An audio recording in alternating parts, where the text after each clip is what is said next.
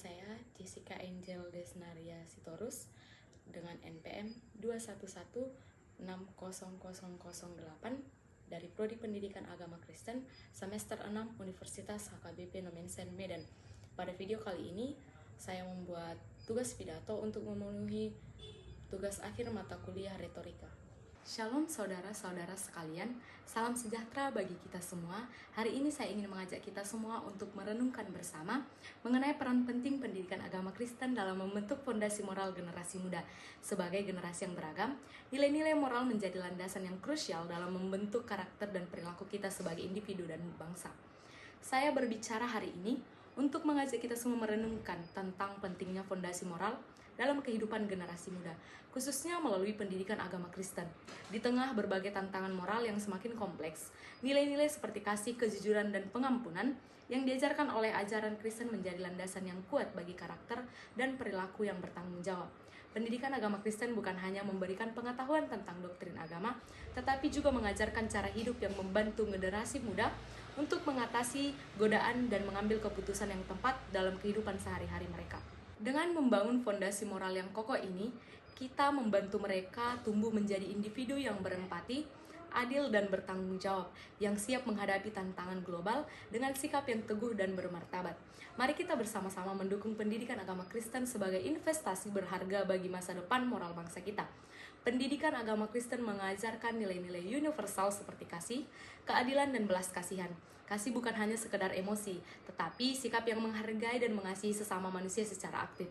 Melalui ajaran tentang kasih sesama seperti diri sendiri, generasi muda diajarkan untuk memperlakukan orang lain dengan hormat dan peduli, tanpa memandang perbedaan sosial, budaya, atau agama. Pendidikan agama Kristen memberikan perspektif tentang tujuan hidup yang jelas dan makna yang dalam. Melalui ajaran tentang iman dan contoh hidup Yesus Kristus, generasi muda diajarkan untuk mencari dan membangun hubungan pribadi yang kuat dengan Tuhan.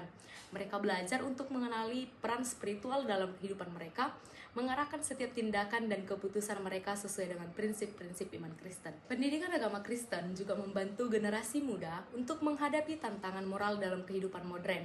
Di dunia yang seringkali terdistori oleh kepentingan dan tekanan eksternal, pendidikan agama Kristen memberikan mereka landasan yang tetap dan jelas.